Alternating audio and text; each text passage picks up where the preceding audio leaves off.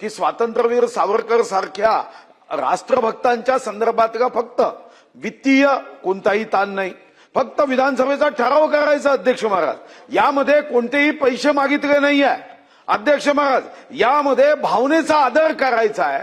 महाराष्ट्राच्या जनतेच्या हृदयामध्ये जी जाज्वल्य राष्ट्रभक्तीची ज्योत प्रज्वलित केली, त्या राष्ट्रभक्त देशभक्त स्वातंत्र्यवीर सावरकरांचा भारतरत्नाचा प्रस्ताव आपल्याला पाठवायचा आहे। 2019च्या भारतीय जनता पार्टीच्या जाहीरनाम्यात सुद्धा महात्मा ज्योतिराव फुले, क्रांतीज्योती सावित्रीबाई फुले आणि स्वातंत्र्यवीर सावरकरांचा ठराव विधानसभा कार्यालयाचं सांगितलं आणि म्हणून अध्यक्ष महाराज मी अशासकीय ठराव मांडला तर जाहीरनाम्यामध्ये दिल्यावर 5 मार्च ते आज 23 जून आमचे नसती जर पुढे जात नसेल तर अध्यक्ष महाराज हा हक्कभंग माझा स्वीकारावा। खरं तर मी मंत्री महोदयांना विनंती केली, आपले नियम असे आहे की आपण मंत्री महोदयांवर हक्कभंग टाकतो, हाही बदल केला पाहिजे। मंत्री महोदयांची इच्छा असते, अधिकारी अध्यक्ष महाराज त्या नसतीवर असे बसतात की एखादी कोंबडी बसली म्हणून अंड्यातून पिल्लं निघावं तसून त्या 10 नसत्या त्याच्यातून तयार होईल। अध्यक्ष महाराज माझी विनंती आहे, हक्कभंग स्वीकारावा। जरी मी मंत्री महोदयांच्या विरोधात मांडत असलो तर या अधिकाऱ्यांच्या विरोधात स्वीकारला पाहिजे असा नियम बदलावा। ठीक आहे, मी आपण दिलेली जी माहिती आहे किंवा हरकतीचा मुद्दा जो सादर केलाय त्याबद्दलची संपूर्ण माहिती घेईन, परंतु प्रथमदर्शनी असं दिसून येत आहे की हे सभागृहात दिलेलं आश्वासन होतं आणि त्यामुळे आपल्याकडे आश्वासन समिती आहे। तर मला वाटतं हे उचित राहील की आपण आश्वासन समितीकडे पहिली या संदर्भातली याचिका करू आणि त्यानंतर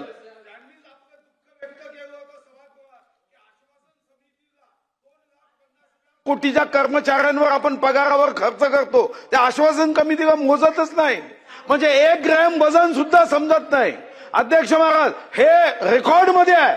आश्वासन समितीकडे जाण्याच्या ऐवजी मी विचार केला की पॉवरफुल व्यक्तिमत्वाचे अध्यक्ष आहे, अध्यक्षांकडे कमीत कमी स्वातंत्र्यवीर सावरकरांना आश्वासन समितीमध्ये अध्यक्ष आपले अधिकार कधी वापरतात? When there is no alternate efficacious remedy, म्हणजे इतर कुठचाही मार्ग जेव्हा नसतो तेव्हा अध्यक्षांना त्यांचे अधिकार वापरायला लागतात।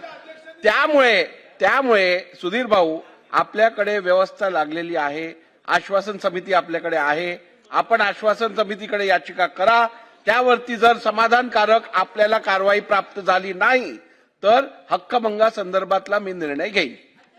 चला पुढे। लक्षवेधी सूचना, लक्षवेधी क्रमांक 1, लक्षवेधी क्रमांक 1। महोदय छापल्याप्रमाणे अध्यक्ष महोदय, एक मिनिट। लक्षवेधी सूचना कोणत्या स्वीकारल्या जाव्यात याच्यात काही संकेत, नियम, परंपरा आहेत आणि अध्यक्ष महोदय जी लक्षवेधी आता आहे ती लक्षवेधी तातडीचे प्रश्न, गेल्या 8 दिवसात घडलेली घटना, एखादी आकस्मिक संकट आलेलं आहे त्यावर लक्ष सभागृहाचं वेधून घेणं, यासाठी लक्षवेधी सूचनांचा वापर आयुधांचा केला जातो। लक्षवेधी सूचना स्वीकारताना देखील अध्यक्ष महोदय हे संकेत आहेत। ही लक्षवेधी कशी स्वीकारली गेली हेच आम्हाला आश्चर्य वाटतंय।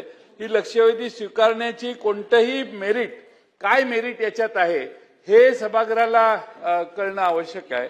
देर is no merit in this लक्षवेधी, त्यामुळे आमचं ऑब्जेक्शन आहे की ही लक्षवेधी स्वीकारलीच जाऊ शकत नाही। ते अध्यक्ष उत्तर देतील। नाही, या संदर्भात मला वाटतं या लक्षवेधीमध्ये काही समाजात जे गंभीर प्रश्न दिसून येत आहेत त्या संदर्भातली माहिती दिली गेली आहे आणि त्यामुळे अशा घटना वारंवार होऊ नयेत आणि समाधानकारक चर्चा या विषयाची सभागृहात व्हावी आणि म्हणूनच ही चर्चा आपण उपस्थित केली आहे। अध्यक्ष महोदय खरं तर थांबा जरा, होऊ देत, हो थांबा जरा। तुम्ही नाही तुम्ही तसं कसं होईल? लक्षवेधीला आक्षेप आहे आमचा। आम्ही माननीय अध्यक्ष महोदय आमचं म्हणणं एवढंच आहे की आमच्या सदस्यांना आक्षेप नाही आहे, आमचा सदस्यांवर आमचा आरोप किंवा आरोप नाही आहे। आमचं म्हणणं एवढं आहे या संदर्भात, ही लक्षवेधी स्वीकारत असताना ही निकष अध्यक्ष महोदय, काही परंपरा, काही नियम आहेत, त्या नियमानं हे सभागृह चालतं, हे आपण सगळेजण मान्य करतो अध्यक्ष महोदय. सार्वजनिक निकडीच्या सार्वजनिक महत्वाच्या बाबीकडेच लक्ष वेधलं जावं. आता हे 3 तलाक केंद्राचा निर्णय, इथे काय संबंध आला? ठीक केंद्राचा आहे, निर्णय. बसून घ्या या संदर्भात बसून घ्या. तुम्ही लक्षवेधीवर बोला ना, रुलिंग मला देऊ दे. नाही बघा वडेट्टीवार साहेब, जयंत पाटील साहेब, लक्षवेधीचा आपण पूर्ण मसुदा जर वाचला तर यात स्पष्टपणे काही अनियमितता किंवा कायदा सुव्यवस्था संदर्भातला प्रश्न नाशिक जिल्ह्यात जो निर्माण झालाय त्या संदर्भातली माहिती दिली गेली आहे.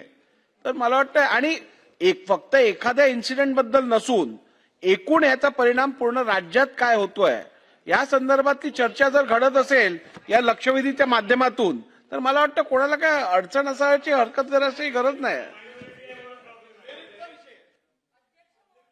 हे अनेक तातडीचे प्रश्न लक्षवेधीच्या रूपाने आम्ही आपल्याकडे दिलेले आहेत आणि त्यामुळं आता ही याच्यामध्ये प्रथा परंपरा आपण चालू केली तर प्रत्येक लक्षवेधीचा मेरिट मला इकडे एक्सप्लेन करत राहायला लागेल. आपण आमची अपेक्षा ही आहे अध्यक्ष महोदय की मेरिटनेच लक्षवेधी स्वीकारल्या अगदी गेल्या मेरिटने पाहिजे. स्वीकारल्या गेल्या आहेत. 3 आजच्या वर्षापूर्वी- तिन्ही लक्षवेधी आपण वाचून घ्या. अध्यक्ष महोदय, या- अध्यक्ष मला बोलू दे. अध्यक्ष महोदय, कुठंतरी बिल्डरने 4 वर्षापूर्वी काही केलं असतं, 8 वर्षापूर्वी काही केलं असतं, ते त्या दिवशी लक्षवेधीच्या भाग व्हायला लागलेत आता. आणि म्हणून अध्यक्ष महोदय आमची विनंती आहे की मेरिटने लक्षवेधी म्हणजे तातडीची निकडीची आवश्यकता असेल असेच प्रश्न लक्षवेधीत मांडायला बरं, आपण संधी द्यावी. आपलं मत हे मी रेकॉर्डवर घेऊ का? एक हो. मिनिट. आपलं मत मी रेकॉर्डवर घेऊ का? याच्यात कुठची तातडीची किंवा निकडीची प्रश्न नाही आहेत. आपण शब्द बदलू नका. मी आपणाला मेरिट कोणतं सभागृहात लावलं हे आम्हाला एक्सप्लेन करावं. आम्हाला सांगितलं ना कोणतं तुम्हाला. मेरिट लावलं, कोणत्या मेरिटनं ही लक्षवेधी घेतली.